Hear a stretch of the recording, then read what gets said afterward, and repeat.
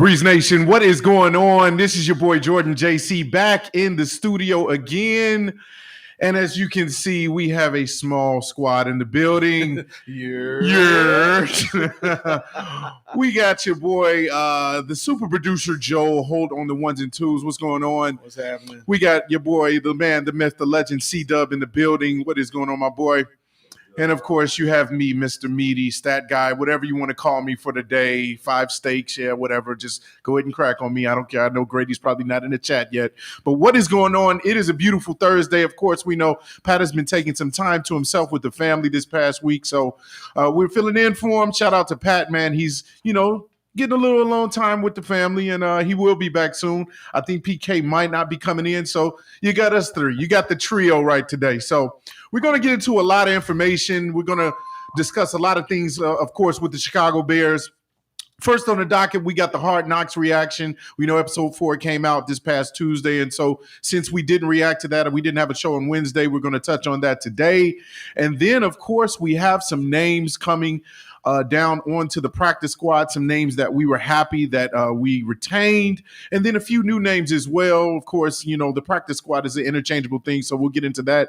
And then finally, we're going to discuss rival by rival in the NFC North, the Green Bay Packers, the Detroit Lions, and the Minnesota Vikings, and how they match up with us and, how we think they're going to fare. We're going to be very fair in our assessment of these teams. We know we're biased. We know we're Bears fans, but we're just going to go into, what do we think of them as competition and the type of challenge that they'll give us during the season. So shout out to everybody in the chat. Joe, who we got in the chat? Who we got first? Numero uno is it's Crimson, you dig? Oh, Crimson's back to his ways. All right. Daniel Berry Sports in there. Popster 68, Chris Osby, Moonwalker Forever. My man, Muck, the General is Muck is back. Baby. That's my guy. You have an affinity for Muck. Underdog 417, Baki in the building, King Booker World, Bob Chimney, P Kids, 5 steaks, huh? And Michael Renault. Shut up, Eric. Renault.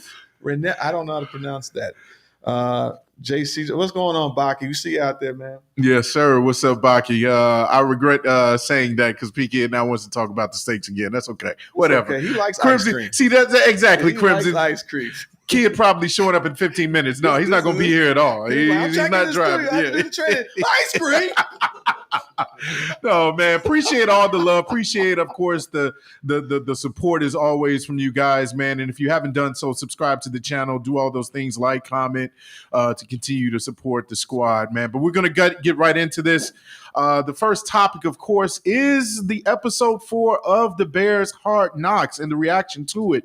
A lot of important things happening, and a lot of pivotal things happening in episode 4. It was more of an emotional episode once we get into it, and so we're just going to go around. What you got for me, C-Dub? Days of our lives, right? Man, days of our lives. I know, right? Yeah. This is just really emotional. And so we're just going to get into it, of course, in the chat. We wanted to see what you guys found to be pretty and pivotal points in the Hard Knocks video. But I'll just kick it off. To start off, I really was impressed, or I shouldn't say impressed. I found it funny, this bad cop, good cop routine that the running backs coaches do with Ian Wheeler. That's what the video kind of started off with, man. They are going back and forth. You had the running backs coach, Chad Morton, and I believe Jennifer King, correct me if I'm wrong, is the assistant running backs coach. Shout out to her as well, being a part of the staff. And they play this good cop, bad cop thing with Ian Wheeler because they want to make sure that they get the most out of him. Ian Wheeler is a guy who kind of he always comes off like he's kind of ho-humming everything. And he's like, oh, I'm just here. I'm just trying to do my job. Okay, give me the ball. All right. Yeah, Dr. Wheeler. Yeah, but on the football field, Chad Morton shows some tough love, and you appreciate that. That actually was shown in a couple of the episodes. He kind of gets on him a little, he cracks on him a little bit, but I think that's really good because he sees the potential in Ian Wheeler. I believe Ian Wheeler, man, that man runs a 4.3. 4.3, man, that's not nothing to sneeze at. I mean, that's doctor that runs that fast. There, Jordan. No, that's nothing to sneeze at. I mean, hey, 4.3 is that's Olympics. That is Olympic speed. That's Olympic speed. Yeah, we got a doctor that can run. All right. So if anybody is in an emergency room, he's in the second floor. He'll get to the first floor pretty quickly. Yeah, I'm just saying. All right. So I thought that was really, really good that they keyed in on that because they want him to kind of recognize his potential, right? His talents and what he can do. They said that he needed to work on his pad level. Don't just go in just trying to meet the defensive line. You want to go in and try to hit somebody, let them know that you're there, make them feel you. And so I thought that was pretty cool. What did you guys see as far as the episode? What reactions did you all see? Yeah, man. I kind of, it's funny. I just seen Crimson's text or message. It's the same way I feel. Honestly, I've never seen Hard Knocks before until this season. Really? And me too. No, for real. First time. Yeah. But you know what? I didn't think that it was so storyline drama filled. I was expecting more like football stuff, more like maybe more swearing, more cursing. I think the Bears had something to do with that because it says language, right? It says TVMA for the language, but we never hear language in the videos. Right. I mean, I don't have to have the cursing and the swearing, but I ain't gonna lie, it's football. You know what I mean? You expect it, you don't get that. Yeah. I didn't see. I never got any of that. But I do some things I was thinking about. I'm thinking back to a couple of days ago watching the episode. The Jennifer King and the Chad Morton thing was probably the biggest focus, I feel like, because of what you got with Ian Wheeler. But, I definitely think that Caleb Williams just seems so poised, man. He just seems so ready to go. He almost seemed bored in the video room when they was talking to him about making sure when you spike the ball, you don't take a step backwards or whatever the case may be. Yeah. So, which is something I didn't even know. I didn't even know that was a rule per se that you can get penalized for that. So it's good that they're going over those things and making sure that the Bears all the players are up to speed. At least that's what it looks like. Yeah, no, that was unfortunate. I know they showed a clip of I don't know what the team was, but he was saying basically this is what happens. This is the detriment. You're in a clutch moment, at the end of the game, and the guy took one step back. You don't want to take any step back because first off, there's a runoff of the time, there's a loss of downs, and if you don't have a timeout, then that's it. There's a lot that can go into it. And so that just standing still, making sure that you just spike the ball straight down. So, yeah, that's something that should be practiced. Obviously, Caleb and Matt Eberflus had a laugh about that. He was like, are we serious? He was like, hey, man, that's what the guy told me. That's what you need to practice. So that was pretty important to see. That's pretty cool to kind of get an inside look on some of those rules and the specifics. Another thing that really impressed me was I'm really loving the Adrian Colbert report, if you will. The guy is mystic. The mystic. The dude has a lot of zen to him. I didn't realize it. He's into the sound. Got his crystals. He got the little sound. What did you call it? The sound bowl or something? The sound bowl. What his sign is and all that stuff. Right? Yeah. Shout out to Adrian Colbert. Even though I didn't realize that he's played for 10 teams in 8 seasons. That's kind of yikes. You played for more teams than you've been in the league. Yeah, there's probably a reason why he's doing a lot of that stuff. We got 100 in the chat, by the way. Oh, we got 100 in the chat. 100 in the chat. Oh, yes, sir. Yes, sir. Yes, sir. Appreciate the love. Appreciate the support. Yeah, I was impressed by that, but I like the way the production quality was pretty funny to me because when they kept panning to him doing that little meditation moment, then they switched over to the rah-rah when the Bajan's father was in a wrestling tournament. An arm wrestling tournament. Yeah. And it was meditation one moment, the next. Then going back to yes. It was what is going on here? I think they purposely did that. But I just want to ask you all a question. Do you think there was a little bit of theatrics on that in that arm wrestling, or do you think that was actually the normal? I think that's him winning. You have to get. Oh, you talking about when he brought it all the way down? Yeah. And then he acted like he was losing a little bit, and then I think it was a little bit of acting. No. Why would they set him up? That dude was a world champion arm wrestler. Why wouldn't he win? Right, but they're hey, listen, we got Hard Knocks here. We got to put on the show. That's true. It reminds me. So there's been a number of episodes. I remember the Texans one when JJ Watt was on there, and they were like, all right, now we're going to go down and do the workout for JJ. You know what? He's doing the ropes and the light is all dark and it was Like all extra. well produced. I was like, you were hamming for the camera. Yeah, you like, was. come on now, stop it. Yeah.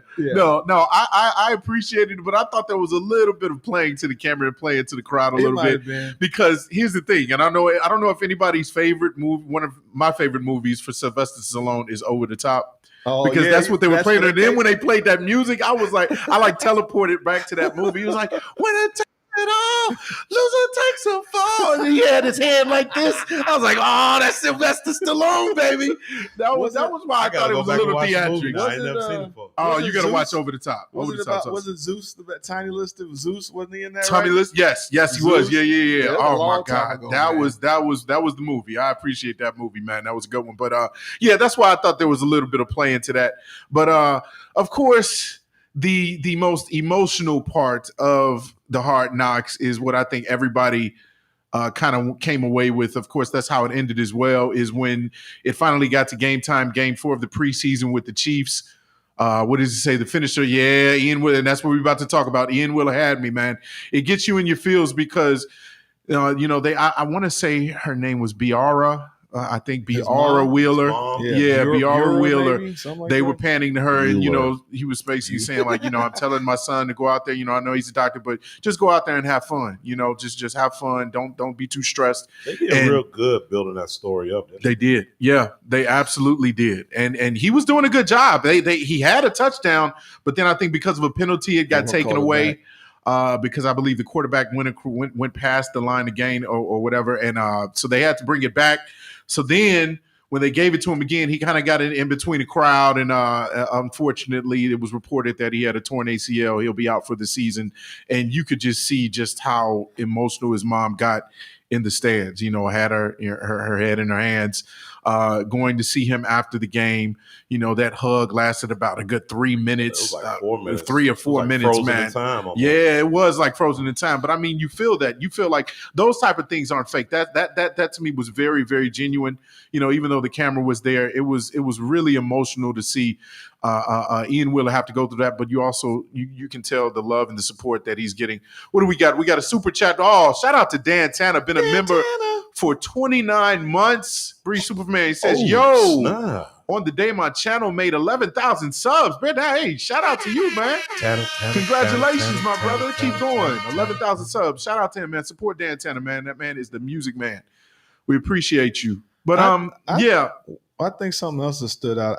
Did you see the reaction of how the players were reacting to Caleb Williams? Like he's getting that respect. Like they know he the truth. They're like, absolutely, hey man, big things for you, dog. Yeah. Keep it up, dog. Yeah. You don't get nervous, dog? Okay. Oh, yeah. McCole Hardman.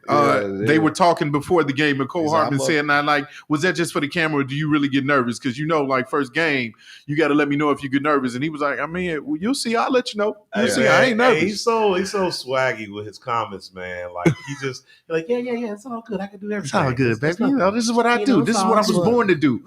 I came out the womb with the football. My name is Caleb Superman Williams. No, you got to do it like Bane. You got to say you molded by it. Oh. My name is Caleb Williams. I was molded by the football. You were merely adopted by the football. No. I was born in it. No. What? It's Zod. Oh, Zod, really? My people. Oh. I was born to do this. Oh, yeah, that's a good one. That's to do this. I can't let my people he was like, I was meant to do this. Yeah, that was a good one. He was like, what the heck? He's like, I'm born to be a soldier. This is what I'm supposed to do. That's what you are. It took you 30 years of Max's. It took me 5 minutes. Yep. The one scene he had in the beginning of that movie, he was like, I will find him. I will find him. That's true. Yep. When he was amongst the council. I remember that. Yeah, that was a good one. Yeah, man. So in the chat, man, let us know what you all found impressive about the Hard Knocks reactions. What you got? I'm still. How many more episodes we got left? Was it 6 episodes left for this season for Hard Knocks? 6 more or 6 period? I mean, 2 more total. Like 2 more episodes to go. No, so I'm not. No, 5 episodes. It should be 4, but because we have the extra week, so I feel like we haven't spent enough time on Rome of Doomsday. We haven't spent Well, barely. he was in the episode too. I didn't mention that. You know, they he had him was go in the shop for shopping. candy. Yeah, I mean, Well, you the know, rookies. the rookie treatment. I get it. Oh, they did. Oh boy, did Chief Keef. They had them Oh, all yeah. lit up. Oh, Ian Wheeler. Oh, you guess Ian what I Wheeler. smoked? Yeah, that was cold. But I think he had the best performance out of everybody. I'm He gonna be did. honest He with had you. the best crowd response of Yeah. everybody. Okay. He didn't hardly You know don't the think song. that was the best They said, well, he performance didn't know then? the words to Shake Your Dreads. Oh no, he was just he was just He doing knew this. some Yeah, stuff, no. but the crowd, everybody knew that song. That's the whole point of like when you do stuff like that. Like karaoke, it's not so much about look at me, I'm a somewhat average singer than trying to sing in Yeah. front of the world. Hopefully I'm singing songs that everybody can sing along and go along with. Yeah. And so when you can get the crowd into it, you're gonna win every time. We were on a cruise last year, right? This guy, I forgot what his name, LV, whatever he said his name was. The Joe couldn't sing a lick. He gets up there and does Purple Rain. Oh, And ladies, we don't messed up a do classic. Purple, and the whole place erupts. went He's nuts. getting a standing ovation. Yeah, Can't yeah. sing a lick. But the personality comes through all that. So that's what a lot of this is. If you can just control the crowd, you know, and win. That's the whole point of it. Yeah, no, that's a fact. And I think Valus was up there too with him with the glasses on, like being his hype man or something. Hype man, yeah. Speaking of Valus Jones, and of course C-Dub. That's what we should have opened with. snap. If I had enough, I swear, what I wanted to do so bad was run that video back. If Valus Jones makes the team, I'm buying you a jersey. P-Kid. I know, but I wanted to redo it. That's probably here. why P-Kid ain't And here so, today. yeah, He's running away. You understand? He got a whole new. You got some debts that's due. Hey, I think that T-Move jersey might be coming in the mail. Baby. I don't know. Number 18 on the back. Might as well say C-Dub in the back because that's what it is. Man. Knees before the side. Yeah, man. I think that PK might be giving you a T-Move version of the jersey rather than the NFL version, man. I don't know if he's gonna pay $90-something for the. It might be incremental payments. Once he finally pay up, I was like, I was wondering what would break first. your spirits or your body. Your body. Hey, shout out to P-Kid for keeping his word, though, man. The man said he was going to give you a jersey. He's giving you a jersey, man. I trust that he's going to fall man, through. just don't go to Kmart and get it, man. That's You get the Kmart brand. It's going to be a painted on 18. He said it's going to be an 81. It ain't going to be 18. It's going to be 81. Wait, it's going to be a Justin Khalid Fields jersey. Williams. No, he going to go buy some lapels and stuff and iron that mess on there. He get Justin Fields jersey for $5 and just put Bro, on the back. bro. Oh, my God. I was That gonna is say hilarious. this, though. I did feel like did it not feel like if Wheeler would have made the team and You think Valus would have been on the outskirts? I'm going to be honest with you. At this point, man, Valus got pictures of every single person in the organization. I think he's untouchable. I don't know if Ian Wheeler would have made this. No, I take that back. Ian Wheeler, if he didn't get injured, he probably would have made the 53-man roster. I think so. But I don't think that would have kicked Valus out the door. No. I think Valus, for whatever reason, would have, and I shouldn't say for whatever reason. I shouldn't say for whatever reason. See, I'm becoming Paris now. I'm becoming Paris now. I should say that Valus did show up and show out during the Chiefs game, man. He had a really nice run. He showed his speed. He showed his cutback ability, his agility. Like, everything was on display. He had a touchdown. So I will say this, Valus definitely proved to a degree that maybe he could be a spelled running back. We already got a ton of running backs, right? We got DeAndre Swift. He's the obvious bell cow of the group. We got Khalil Herbert. We got Roshan. So in my opinion, somebody has to get hurt in order for Valus to really get some carries or some time at running back, unless they use him in gadget plays. But you know what? This could be a benefit too. So now that they have so the depth chart is Swift, Khalil Herbert, Roshan.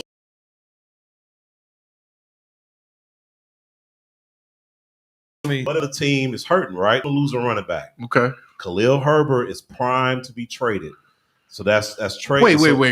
You would trade him before trading Valus if somebody needed a running back? Well, I'm just saying. No. I'm saying you'll get more in return for Khalil, right? Okay, I see what you're saying. The value's trade more. Valus, you might get a 6th round, maybe something like that. Well, if you fortunate. definitely, you might get a 6. You know what I mean? Maybe. So, like, honestly, like if we trade someone like Khalil Herbert, you possibly get like a 4th or a 5th or whatever the case may be.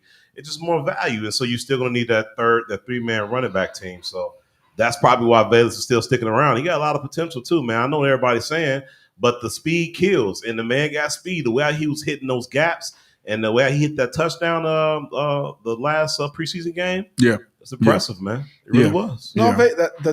the tantalizing thing about Velus is that tantalizing is the speed.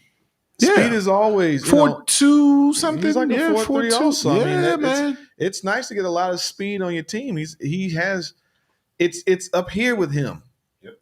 Like it's also in the hands. He needs better hands too. It's not that. It's just that because he keeps thinking, right? Yeah, he clearly got to the overthinks. NFL. Yeah. So something made him get up there. But when he gets to the NFL, the lights are a little bit brighter. So, But I think that that's why you want to give him a shot because he is shifty, because he is fast. Yeah. It's just that he has to stop making those mental mistakes. But they keep trusting him. Like I was saying, personally, I'd rather not have to deal with that. Like, he makes me nervous every time he gets out there. Yeah. And he has to build up the trust. So each game now you're watching him, and hopefully, he's going to fumble in the future because it's well, you think about like Tiki Barber. Tiki Barber fumbled all the time. He had to learn how to wrap the ball up, and after a while, he was solid. Yeah, and then Tiki was nice. Yeah, every once in a while, you might get a fumble out of him, but with Velus, he's a third round pick. So you're banking on the talent kind of weighing out the issues that we've all had with him, the occasional drops, the occasional mental breakdowns. No, you think he'll figure that out eventually? No, no. What I'm saying is I think they are believing in that. Right. I think the ownership. They for sure believe in that because they're still the here. ones Yeah. that's me. I'm like, as you get older, you see things play out over and over again. So it's like after a while, it's like they are who they are. And you can believe and keep trying with people to a point, but I've seen it too where someone like him could recover from it to a degree. Yeah, it can happen, but are you willing to risk that? In pivotal moments. So when the lights get bright, we don't need you reverting back, and then all of a sudden, so it's like you're gonna roll the dice with them, and that's pretty much what they're doing. Yeah. No, good point. One last thing from the Hard Knocks before we move forward in the next topic about the practice squad is I really, really like the emphasis on Austin Reed. That was somebody that we retained. We know we let go of Brett Rippon, who I believe was signed by someone recently. He got picked up, but we were able to retain Austin Reed on the practice squad. It showed him having a really good second half. He played all of the second half and had a throw, I want to say, to Bates. I believe that was Bates in the end zone. I could be wrong, but I believe it was Bates in the end zone. And, you saw his family celebrating. And so Austin Reed definitely showed up and showed out, was able to kind of raise his stock and value being on the team as well. And I think that's one of the reasons why Ryan Poles brought him back to be on the practice squad. But with that being said, we're going to get into our next topic on the Chicago Bears practice squad. I believe you can only have, is it 15 or 16? I believe it is 16. I have the list right here. And of course, today there's been some updates because there's been a couple of players. And of course, practice squads, they're kind of interchangeable. You kind of move things around a little bit. Perhaps there's some other players that you want to bring to the team. But as currently standing, or initially, I should say standing, you had them bring back Micah Baskerville, linebacker. I believe that's the yesterday's title, Joe. You got the superlatives up there. Oh yeah, you know what? You should update. Got to change that around a little bit. But yeah, Micah Baskerville, who I was really Micah Baskerville, who I was really high on. I mentioned it yesterday. Actually, in the superlatives, is one of those guys who I feel like kind of raised his stock and was somebody who was a sneaky performer. You always saw his name mentioned. He seemed like he was always, in on tackles in the trenches. Like he showed up and showed out throughout those 4 preseason games. And so definitely glad that they brought him back. Shane O'Mac says 17. I believe it's 16. I'm 16. Looking right here. It's 16 for the practice squad, I believe is the official number. Of course, you got also Carl Jones. There's Roe Terrence, the cornerback. Defensive tackle Byron Coward. We know that's a name that was brought in with Ryan Poles. Jamery Chroma, defensive end. Sam Roberts. That's one of the names that I believe was a new name that got added to the practice squad today from, I want to say, the Houston Texans. and want to fact check me on that. But Sam Roberts is a name there. Tavarius Moore, the safety. Long snapper Scott Daly. I believe Scott Daly was brought in because is there an issue with Patrick Manley? Not Patrick Manley. Patrick Scales. Yeah, the long snapper. I believe I think he got hurt. Yeah, I believe he got hurt. So there's a reason why they brought a long snapper in. And so we'll have to see what goes on with that. Hopefully Patrick Scales makes it back soon, but they have a backup for that. Of course, you got Austin Reed on there. Theo Benedette, American Eagle. We got the guy that sang in his underwear coming on back to the squad. Sir. Yeah. Yes, Shout out to Theo Benedette. And there's one little thing on the 17th player thing. So it says a 17th player can be added this season if he's a qualifying international player.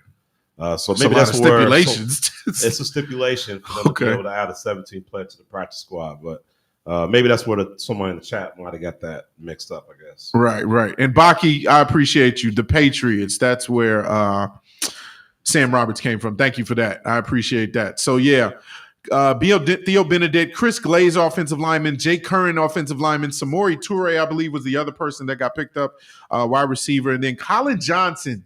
We talked about a name that before he got injured, really impressed in that first Hall of Fame game with the 2 touchdowns. He impressed. You can't teach height. And so that was something that stood out. I was really happy that they brought him back as well because Colin Johnson is a name, even though our wide receiver room is very, very deep. You can't go wrong with more depth. And so I appreciated the fact that they brought him back, or he was able to come back and he didn't get picked up. And then last but not least, tight end Steven Carlson has been added to the practice squad. So any names to you guys that stood out? Oh, and by the way, I actually mentioned this name last. Cornerback Reddy Stewart. Mm-hmm. I was very happy that Reddy Stewart came back. I was scared that somebody was going to get him. I mean, this guy has been impressive since day one with the picks, being a ball hawk, being in the right place at the right time, just impacting the game the way he knows how. Like I said, he's been this way since he played in college, and so he's just continuing what he's very good at. And so I'm glad that despite the depth we have clearly at cornerback, that we retained Reddy Stewart. He's still in the building. What are you guys thinking? Also, it was someone just posting there. Dan Tanner, he was saying he was glad that they had kept Wheeler because they were saying it's kind of like a red shirt for him. Yeah. That was one of the things at the end of the Hard Knocks episode. Him and Ryan Poles mentioned that. And Poles was cool about that too, right? You know, man, call me if you need me. Yes. I'm here. If you need to cry, if you need to vent, whatever, I'm here. I'm here. My phone's always on. That's showing that player's first mentality as a GM. He's a player's GM. That's pretty cool. He's making he's making his case to be a all-time GM, man. All-time GM. I don't know. I'm going to be honest with you. Just speaking on that briefly, I don't know if other GMs do that. I'm pretty sure there's other GMs that kind of, have that same remorse and same connection with their players to a degree. But seeing it like with our team and seeing Ryan Poles be this way and the way that he treated Justin Fields going out and saying, hey, where do you want to go? Okay, I'll take the L by getting a 6th-round pick back with stipulations if you play for a 4th, but I'll let you go where you feel you can be brought up and trained up the best. So if you want to go to Pittsburgh, a really great organization, do that. I feel like he really takes care of his players when he doesn't have to. He does right by his players. He does right. Yeah, I mean it's good business, and I'm sure there are other GMs. We don't know that. I mean, there are reports of some GMs that were notoriously just cutthroat. The one I think was it maybe the Chargers GM for years was someone. He was kind of cutthroat. Okay. Yeah, the Chargers one. I think it was it Dean Spanos or was he the owner? I can't remember. Other GMs that stand out. I mean, there's Cowboys. Jason Light is Jason Light from. I think he was a GM. You had the guy Chris Ballard's a GM for Chris Ballard, definitely for the Colts. You had Jerry Reese, I think, was a good GM for the Giants. I mean, I don't know. And Ozzie Newsome. Ozzie Newsome's one of my favorites. Is lauded. Like he's one of the ones that they appreciate for the most part. And maybe that's the thing. You just learn and why Ozzie Newsome had a very long run there, and you're able to get players that come and play for you. Yeah. And I think it goes a long way. Where in this generation, Poles is a younger GM. Was he like 36, 37? 38. Yeah, so he's closer to the younger generation. That's a good point. Players versus like some of the old guys like Ernie Accorsi or the Kingmaker, my man, who was who did he was Buffalo and the Colts. Polian. Oh, Bill Polian, You know, yeah. those guys are kind of out the way. Like a different generation. Well, they thought more. It was more business. Players were here versus we are the GM and we lord over this not stuff. buddy. Yeah. Like you're not like. I mean, even Parcells is quoted for being, saying like, if you want me to, cook the dinner, at least let me get some of the groceries. That was old famous saying they used to say all the time. Yeah. So to get Poles, I mean, we've had Pace, Jerry Angelo. I think it was Jerry Venisi and the other guys back in the day. But to have, it looks like Poles is a more player first GM, and it means a lot, especially because we here in Chicago definitely know what our GMs are like. Yeah, when you think about the Jerry Krauses, him. You got the Garpax. Kraus is synonymous. You don't want someone to hate you. Like I think Kraus did so good for the owner, but he ostracized himself from the players. Oh yeah, no, the players hated him. They don't love you. You're getting booed wherever you go. They mention your name, you're getting booed, and they get mad at everybody else. Like this man is dead, and they still booed. They still booed. They booed his wife. They didn't like him when he was alive. That was messed up. Yeah, crazy work. Chicago got to do better with that one. Yeah, you're absolutely right. But I think just he's a younger GM, and it's like it might be the best of both worlds with him. That coming from Kansas City, came from a winning organization, and looks like he soaked up a lot of good information on how to build a squad. But he's got that right balance of discipline and a little bit of some of the and some shrewdness. Yeah. So he'll restrain himself. Like Pace, I like that he made moves.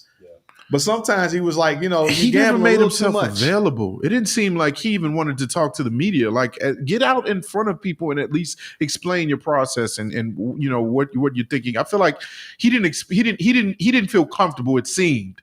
I'm not saying that he probably is bad at communication. Obviously, you got the job as a GM. He's good at something, but I just feel like it's a whole nother level. And like you mentioned, like Poles is younger, he's more relatable. He's more closer to the players on the team.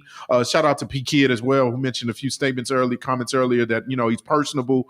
I feel like all that goes into making a very, very good team. And he's humble about it too. He actually relies on his brain trust. We've seen plenty of times, even in Hard Knocks video, where his guy was like, let's just hold on. Rome's gonna fall to us. Just don't trade away the farm yet. Yeah. So like he relies on his brain trust, even if he really got this inkling, like, I gotta pull the trigger. I gotta make this move happen. Maybe they'll tell him, hey, you know what? Hey, we didn't get the guy. Who was the defensive lineman they tried to trade for? Matt Judon. They tried to get Judon, but he was like, you know what? Hey, we end up getting Austin Booker. We got Austin Booker for 4 years on a rookie deal. Deal. Yeah. And so you see that he's like, all right. And that's the kind of leader you want, right? He's not a dictatorship. It's more like, all right, let me see what my team thinks. There's more than one brain in this room. Let me rely on what resources and what research we have to make the best calls. Yeah. What you got, Joe? Shout out to Mag Chop. He said, absolutely. Yo, checking in from Florida, Pompano Beach. Matter of fact, roll call. Where is everybody at? Oh, that's a good point. Yeah. We don't usually ask where everybody is at, man. Where you guys from, man? We nationwide. I know everybody's not just from Chicago, man. Because we got one of our guys, Green, that's from across the seas. Somebody was from like Japan. Yeah, Green. Yeah, Brandon Green. He was from Japan. Yeah, he's in Japan, man. Shout out to everybody showing love from all over, man. Continue to subscribe. We appreciate the support, man. But getting back into this practice squad conversation, is there any names that you all saw that didn't didn't make it, or that you all wished were on the practice squad, or was there any names that are on the practice squad that you all are glad are back? I'm not gonna lie, I was surprised Ripien got cut. You didn't? So you would have taken Ripien over Austin? Yeah. He knew the offense better. Now, the only reason why you take Austin, he definitely did. The only reason you take Austin is because he's younger and you got the rookie contract versus Ripien being like a couple year journeyman. I think that's what might have probably did it, in my opinion. Do you think it's possible that Hard Knocks might know a little something? They spend a lot of time with Austin and his family. They spent a lot of time showing his family in the stands, and I kind of felt like maybe they kind of knew the Bears were favoring him a little bit. Yeah. So we got so far. Shout out! Everybody putting it. Go ahead, Joe. What you got? Chef Mack is from Tucson. We got PJ Jones in Orlando, Florida. We got Mercia Colin is from Port St. Lucie, Florida. Shout Nice. out. We got Ann Arbor in the building. Ann Arbor, all right. We got a little Michigan love, little Michigan in love. there. We got Crimson. We know you from Chicago, bro. And he's Chi-town. in Seattle, so we got Seattle on the West Seattle in Coast. the building. We got Gary, Indiana, F the Colts, and Green Bay. Dang. My kinda All guy. right.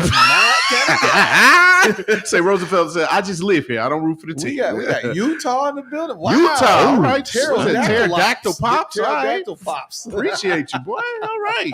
Man, we got all type of international and local love, man. Right. Appreciate Utah. you guys, Are man. you like Salt Lake, Utah, or where you from, man? Yeah, that's what's up. That's what's up. But yeah. Joe, you got anybody that stood out to you or from the practice squad, or anybody that you would like to see I think it was just outside Reddy. of Brett Ripien? Well, it sounded like Reddy Stewart. It's good if you got guys that basically you can.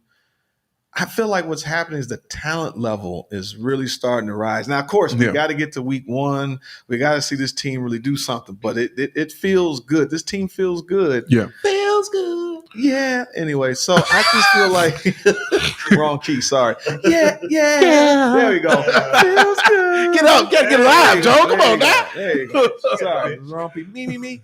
I think that if Reddy Stewart showed promise, that's great. And we get in a few guys.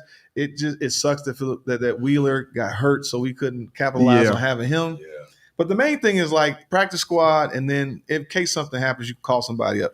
So my main thing is the linemen. We still got to get these linemen we got to get it together, right. man. We got to get it right. I appreciate Baki's comment. I actually agree with you. This is why I also think Austin Reed probably was kept, because we've been talking about what if Tyson Bagent. I got Justin Fields on the brain. I got what if Tyson Bagent actually goes somewhere else? We talked about a scenario. I know somebody brought up. Maybe he goes to the Jets and is tutored under Aaron Rodgers. I'm not saying he will, but I'm saying in a world. No, in a world where maybe he leaves the team and he wants to go somewhere else. Yeah. In a world where he ends up being better than Rated R. Rated R. Why is it got to be rated R all the time? Why we have no PG-13 films? There you What's go. going on there? Why TV was always and rated R? Rated TV and You know who's got the worst TV voice is that guy on Fox. No, FX. FX. It sounds like he got a frog in his throat when he talks. He's got That's the worst. probably what they're going for. He sounds horrible. Like it sounds like his nose is clogged and he's got a frog in his throat. So it's distinguished. Yeah, he just That's sounds- probably why it's I hate different. listening. I'm like, don't talk. No. Kermit the Frog. Anyways, we got more people checking in. We got Muck Mucks in Richmond, Virginia. That's right. We have Jordan Murray in Murfree. Hey, shout out to the fellow Jordan. Let's go. Tennessee. B. Bill Sr. is watching from the moon. There you go. Thank you.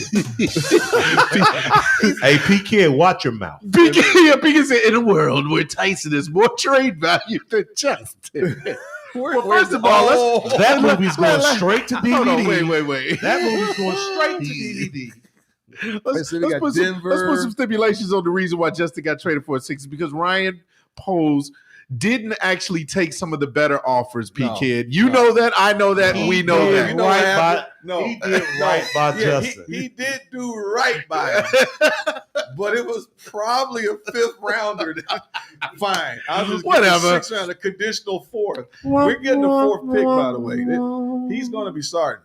No, but back to the topic, man. I think that this is very good for depth. I mean, when you're talking about putting players like that clearly had impact and that they're not on the 53-man roster, that just shows how talented this team already is.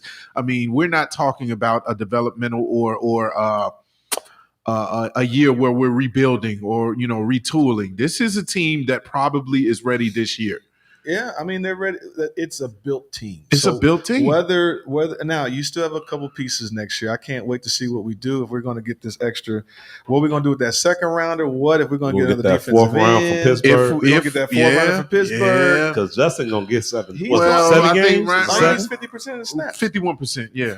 So is that starting, right? Or just appearing? Now, and I don't. Wish Well, I this- hope, because if he comes in as a kick returner, then I'm all good. Stop it. I'm just saying. I'm not saying I want him to be a kick returner, /2.0. but if he's a kick returner for 51% of the season, give me my picks. Last Hey, man, one he was ain't a gonna bit be on, you know what they Chicken, probably going to man. do to him? They're going to probably give him that Taysom Hill treatment. That's probably what they're going to do. Chef He's a Max better like- version than Taysom Hill. I mean, do what you got to do. Get him on the field. That's all that matters. I Because see I you. want that 4th. Chef Mac, I see you that I know that they said Russell Wilson is the starter. I Yeah, they understand definitely did. that. What I'm saying is Justin Fields will probably be starting by the end of Yeah. the season, and 50% we're getting our fourth round. Yeah, that wasn't a real quarterback Russ ain't competition. lasting Russell that didn't I even just play. honestly, he seems to be tailing down, but I don't want to Since wish Denver, I don't want yeah. to wish this on him. No. But I can see him like somehow as a freak injury. He already had, what did he have?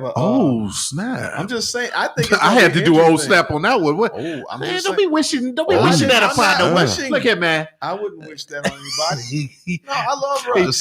Joe's putting an asterisk next to Russell Wilson. If I'm just saying. in a I would world be where Russell surprised. Wilson I would goes not be down. surprised if that happens. Right, or what if? We got okay. So we had another. The Shia 15 from Virginia. We got D Burns from San Jose. California. All right. Skrilla Carnival. Okay, I got Skrilla that. Carnival. Okay, that's a name. That's a name. And it's Hey, better. that's I like that Roosevelt Davis. I like that prediction. 12-5 NFC Championship appearance. 12-5. Give Well, me- you know what? give And me I that. think that actually is a good segue into our And that's how we final pivot. topic. That's how we. Oh, PPK. That's how we pivot. snap. That's how we pivot. Hitting the thing. That's how we pivot. All right. 12-5. So that's what we're going to get into is actually doing a little bit more depth, deep dive into some of the other rosters against some of our rivals in the NFC North. Excuse me. What do we think of our rivals? Are they going to, give us a challenge? Or are they better than us? Do we think they're not better than us? But let's start with the Detroit Lions. The Detroit Lions. Their official 53 roster came out, and I'm just going to ask you guys right off the bat, do you think that they have a better overall team than us, or how do you all feel about the Detroit Lions this year? I mean, yeah, I think they're the better team right now How dare you? until the Bears, prove otherwise, or any other team in the conference. I feel like Detroit is even though we got some people that we're cool with that are big Detroit fans. And Shout out to Chris Burgess. And of course, Don Burr. I feel like Don Burr is Chris Burgess. I don't know. I gotta fact check that. We gotta never find seen out them one both day. in the same We room? don't know who that is. Just the Lions logo every time. So we gotta fact check that one day. Dude from Mystery Man when he has glasses on. Oh, you look like millionaire Lance Burke. No, it's not. He wears glasses. I don't. I always wanted to say that. It's me. No, I always wanted to say that. He totally is though. Shout out to that. Yeah, no. Yeah, Detroit to me, honestly, they do have a better roster. I feel like their experience together kind of outweighs our. I feel like if the Bears, with the talent that we already have on the roster, I feel like with more experience, we can be a better team. I've already gone out and said that I think it's not going to take a whole lot of time for Caleb Williams to surpass a lot of these quarterbacks that we have in this division as far as being the best. When it comes to Jordan Love, he had a really breakout season. Obviously, we'll get into the Packers roster. But Jared Goff, I think they go with Jared Goff's mid to me. Jared Goff's good. Don't get me wrong. They almost got to the Super Bowl. I'm not going to deny that. But as a team, I think that they're a really good team. I think that they possibly are reading their own newspaper clipping, so to speak. Uh-oh. And possibly with Dan Campbell, they might have peaked to me. Oh. They might still be a good team. They're not biting their kneecaps That's no what more. I'm going no for. more kneecap biting. I don't know. We'll see. I mean, I think- this is their third. This is because they caught a run at the 2 years ago, right? Yep. And then They had a bad season. They didn't- First season was bad, and then they had that breakout season. Yeah. well, no. So the breakout season was last year. Then No. No, The year before, they were before that, decent, they were and then okay. they got really good. they got hot at the end of the 1 Yeah. year, right? Yeah, And then yeah. this, we'll see how well they're constructed. But Yeah. Jared Goff does not scare me as a quarterback. No, And he's he not. has a He problem never against- has. He never has. He's good. He's good in a system that he understands. Just like when he was in the Here Rams. comes Kid. Oh, here we go. You know, he is the mid QB defender. You ought to be calling the good quarterbacks mid, and that'd be killing me. Yeah, we Kid, know. whatever, man. We We know. already know how you feel about mids. And here come Don Burr right after him, here to laugh at this. Oh boy. Shout out to Don Burr. We see you, buddy. Whatever. But we're gonna give you your flowers. The Detroit Lions are actually a good team. We have I to actually respect them. I foresee them being in the hunt for being the best team in the division. If I'm being completely honest, they could compete for that first place I just winning remember the us, division. I just remember us putting the foo-fops on them in terms of defense. Oh, And we had we were killing them for 3.5 quarters. Yeah, we were. last year, and then we got them back, and we did. Oh yeah, we beat them. Fools Like, got we we have the Detroit we Lions. can beat them. if it was a 16-game, 17-game season of Bears versus Lions, the Bears would be probably 18-0. 18 in the Y'all would have your second 0-16 season again. Like, stop it. Come on now. They win a couple Stop games. They're still a respectable team, but Goff against that type of defense, I'm telling you, that cover 2 type defense is really hard. So bad to mid quarterbacks struggle against that. And now we actually have a quarterback where I think he can extend plays, Elite, and he can give us what is another mid? Dak Prescott mid. Yep. Leads NFL in touchdowns. Yeah. What does he also do in the preseason? Postseason, kid? Playoffs. We just talked about this the other day with Lamar Jackson. Go ahead and type away. Look, he just typed away. Look, God, type it away. This is why PK needs to be here, because this is where the credits would be. If there's a way to put credits in it, matter of fact, the chat. Put the credits in there for P Kid. Somebody put out the credits in the chat. I got an idea. We're gonna put the credits on his chair. The ghost of P Kid. Dang. The ghost of P Kid got the credits. What you gotta say? What you say, kid? What's that? You like mid quarterbacks? Oh, see, that's what we get for messing with me. No, he's promoted in. Oh, no, you didn't. That's why he's messing with us in the private chat. All right, we got you, Paris. All right, okay. This man got his hands all over the dang buttons. Oh, God. Anyway, let's get back to the roster real quick. So, of course, you got Jared Goff. You have really good running backs in Detroit. You got Jahmyr Gibbs.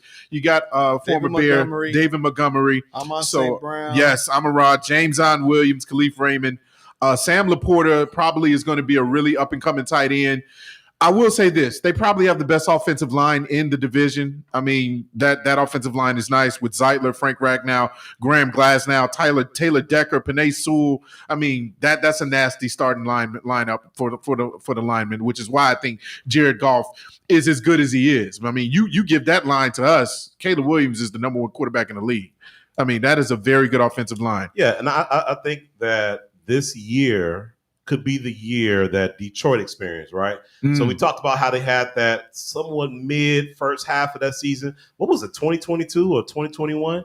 And then the second half of the season, they were on fire. 22, they came back. Right, and it bled over into the next year where they ended up becoming this past year elite team. Yeah, so almost made it I to the think Super Bowl. The Bears have that chance this year to imitate that, but maybe even better because we got a better quarterback, a better defense, better receivers altogether. And I think eventually Detroit will Detroit. And we know what that means. That's what I'm saying. Detroit's going to Detroit, huh? I think they're going to be a good team, but there could be some moments. I mean, technically what we should do is look at their schedule, for example, and see how they would fare against some. Okay, going up against week 1, they have the Rams, week 2, Tampa Bay, week 3, Arizona, and then Seattle. So do you think there's a split for them, going against the Rams? I'm not really scared of the Rams anymore. Tampa Bay they got nice pieces. Tampa Bay is a decent squad. Tampa Bay's nice. What is it? Baker Mayfield. You got Mike Evans still there. Mm-hmm. The other wide receiver name is blanking. Bobo. Chris Godwin. Yeah. See, if you watch Hard Knocks, that was his nickname. That was his nickname, Bobo. Yeah, Bobo. I'll be honest with you. I feel like people don't watch Hard Knocks unless it's their team. I think that's the reason why people don't watch Hard Knocks. But I could be wrong. This is my first year. I loved all the GM ones. The off-season ones, love that. Soaked it all up. I love it. I love building the team and watching. I feel like you got to be a real football. You see the GM nerd. hat. You see the hat, don't you? Yeah, I know. See, I'm a basketball nerd. More basketball. I watch anything. Yeah. But football, I watch it. It's my number 2. But we all agree. So we all agree that Lions they're going to be in the hunt for being one of the better teams in the NFC North. Yeah, let's move on to the Minnesota Vikings real quick. What you say, Joe? Also, just to close it out, they're going to have a slightly tougher schedule. They got Seattle week 4. Oh yeah, absolutely. Dallas week 6, Minnesota week 7, Tennessee week 8, Green Bay week 9, Houston's 10. So it feels like our schedule's a little more easier in the beginning, and then we got it rough on the back end. But this, So the next squad, who are you going to go to? Minnesota? We're going to the Minnesota Vikings. Now, the Minnesota Vikings, admittedly, I think the Vikings probably, in my opinion, are going to be probably okay to not okay. They're going to be a poor team this year, especially when you heard the news about their rookie quarterback that they just got, JJ McCarthy, going down for the season, which is unfortunate. But I mean, the quarterback position is something that needs an upgrade quick. You still have Sam Darnold there, Nick Mullins, Jaron Hall. Those are names of, I mean, P. Kid probably loves all of those guys. He probably, dines out with all those guys. I don't know. Who knows? Tell us more about Sam Darnold. Sam Darnold, Nick Mullins. Tell us more about Sam Darnold. Yeah. Let us know the stats. His completion he was percentage. the first round talent. He was the number Jesus Christ. If there's one thing I know basic, I know regular, I know average. They're all the same. All right? Those guys know how to throw the ball. They throw a pill. All right? They throw a pill. But we got exactly two how he running talks, backs too. on the roster, too. You got Ty Chandler. You got former Green Bay Packers running back Aaron Jones. I think he probably still has a little bit more gas in the tank, so that's a good pickup for them. It's a mid-team, dude. They lost. It's a mid-team. They lost their defensive ends last year. They lost, Your boy went to Houston. Yeah, the one Danielle Hunter, and then DJ Wanham. Oh, but they did sign Jonathan Greenard. Jonathan Greenard's okay, but Wasn't he from the he's not Texans? DJ Wanham or Danielle Hunter by any means. I mean, you're talking about potential and a guy that had 16 sacks the other season. No, that's not going to happen. No. I think the equivalent of that. They're definitely taking a step back this year. The quarterback is a huge, part of this squad, and Sam Darnold doesn't scare. Well, at least when it comes to the Bears, I don't think he's going to do well against this type of defense. Yeah. Now, the only reason why I would say that they may pose a little bit of a challenge if we're talking head to head with the Bears is because they probably have the best 1-2 punch at wide receiver. Of course, Justin Jefferson kind of carries that a long way because he's, in my opinion, probably still the best wide receiver in the league. Yeah, but then you got Jordan Addison there too. Yeah, they throw him a 5-yard in or something so he can get all the Sam yak. Darnold can't throw that far. There's a lot of yak. There's a lot of yak out there. Don't come back. Yeah, he ain't really got nobody to throw him the ball. No, so that's why I skipped him over in our fantasy league. TJ Hawkinson. Yeah. You had a chance to get him in fantasy. Actually, I didn't. I was just saying. I saw him slip far. He slipped really far. He's definitely a second-round dude. But if he had a quarterback throwing to him, he's a first-round talent. Well, if he got a quarterback throwing to him, he's number 1 or number 2. Absolutely. Yeah, you put him on our team. When I look at the even the Vikings schedule, they got New York week 1. That could actually. Yeah, we know that's a win. They probably win now. When San Francisco lost, Houston probably lost. No, that's a Green loss. Bay probably a loss. The Jets, I'm giving them a loss. Aaron Rodgers They out could the year now. essentially be 1-4. Detroit, Loss. beat them. The Rams, Loss. I mean, they Indianapolis could win that one. Anthony Richardson, Michael Pittman, Jonathan Taylor. Yeah, Jacksonville, Tennessee, Chicago. Like it ain't looking good for them. Yeah. I think they're probably going to be competing for bottom dweller in the NFC North. That team, they have some nice pieces. Obviously, they got talent, but they don't have the talent at the right positions at quarterback. The mid defender. What did he say now? DJ Moore put up yards and yak on screen, so I think JJ will be okay. P-Kid, the mid defender. Oh my God, P-Kid, how are you a Bears fan? You're defending all of these other teams in the division, man. Come on now. What's wrong with you, man? Goodness gracious. All right, so let's go to the most hated rival in the NFC North. This is the reason why I left them for last. The Green Bay dang Packers. Oh, snap. Whoa. That was a hated snap. The Green Bay Packers, except for Havarti. we're going to be honest about them. Let's just come on and just give them their flowers while we can. They don't smell Flowers? good. Well, maybe thorns. We'll give them some thorns. Yeah, let's give them their thorns while we can. Yeah, thistles and thorns for Green Bay Packers. But if we're being honest, I would say they're right up there, right behind Detroit, competing with the Chicago Bears for best in the division. Their roster, top to bottom, has been proven to be good. Jordan Love kind of made a name for himself last year, especially at the end of the season. He got going. He got into the system. And, of course, their quarterback, their coach is a very, very good mind and offensive mindset, Matt LaFleur. You know what I'm hoping for? I'm hoping for a sophomore slump. Oh, is that right? Yep. Wait, is this his sophomore?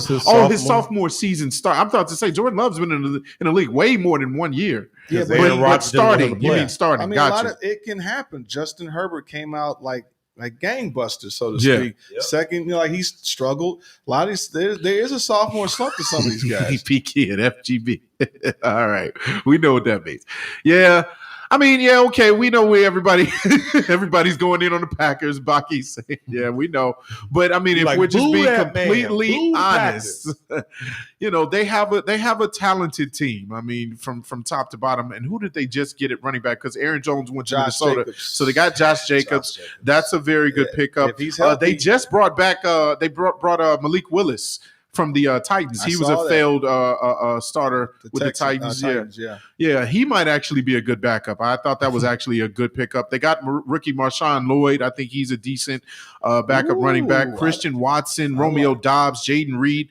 They got some names. I'm not going to be honest with you. They got some names on offense. I like this. He said, I'm not giving the Packers nothing. That mock Jordan Love said, quote, he looks to continue the ownership of the Bears. Okay. Yeah, no. I don't think so. Caleb's we're about to slay the dragon this year. What Leonardo said at 300? Give them nothing. Oh, yeah. And take from them everything.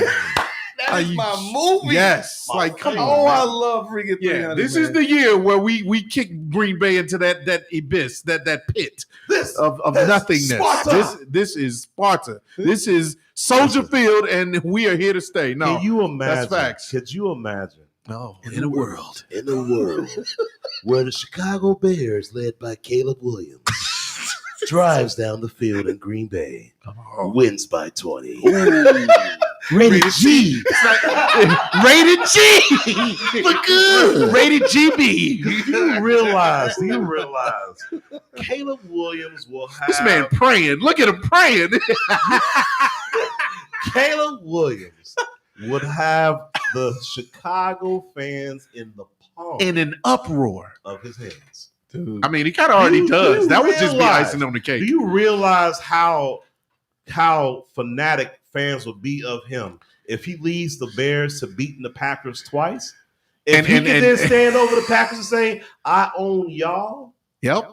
Mm. But look, so when you look at their schedule, they got Philadelphia week 1. That's tough. Indianapolis, not too scary. Nah. Tennessee, Nah. I think they beat 2-1, Minnesota.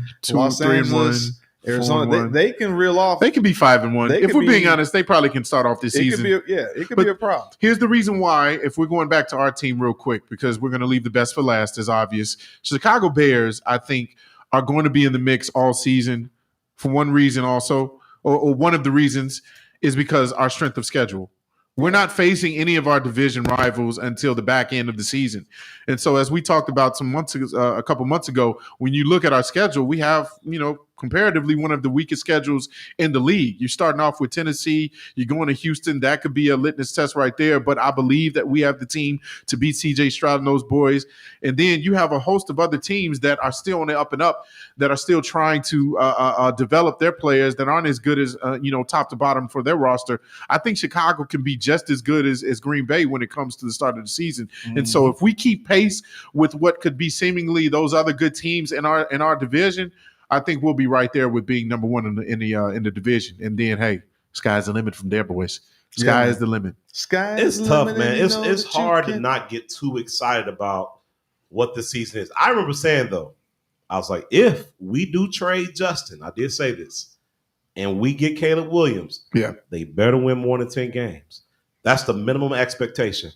Because this defense is ready. Right. Yeah. Right? The offensive line is probably the one weak spot that we're concerned about, but everything else around this team, it seems to be ready to go. So this team better win 10 games. Better. If they win 10 games, they're at least a wild card team. I would say I agree with that. Yeah. This team rivals that the 06 squad. Take a shot. But like if you could, because if the defense is good, you just need the offense not to shoot themselves in the foot. I mean, imagine, and when you relive that season, how many times, like the first 5 games, the Bears was dang near unstoppable. Yeah. And then once they got tape on them, and with Grossman started going up and down, the defense was so good it was winning games. The special teams was winning games, and despite the bad quarterback play. So imagine if we're able to have some type of consistency at the quarterback position with this type of defense, you should be able to have a very successful season. And mind you, I mean, like Poles was saying, I think I just heard him say something about like they want him to do well, in terms of the scripted stuff or within the confines of playing quarterback. And then when you get off script or off platform, everybody's using off platform now. That's the new word. Well, when off platforms, when he does all the amazing stuff, he's got that extra Caleb Williams-ish. he's got that extra stuff to go with it. So that's what's scary. It's the X factor of his playmaking ability versus just not only does he make one. We've seen him make 1, 2, 3 read. Yeah. 1, 2, 3. Yeah, you've seen it. And the ball comes out his hand quick, bro. It just does, man. So we're excited. This is going to be a good season. I guess we pretty much wrap it Yeah, up yeah. now. This is going to be a fun season, guys. Exciting times. Let us know again how you all feel about this division. I think this is probably going to be the strongest and most competitive division.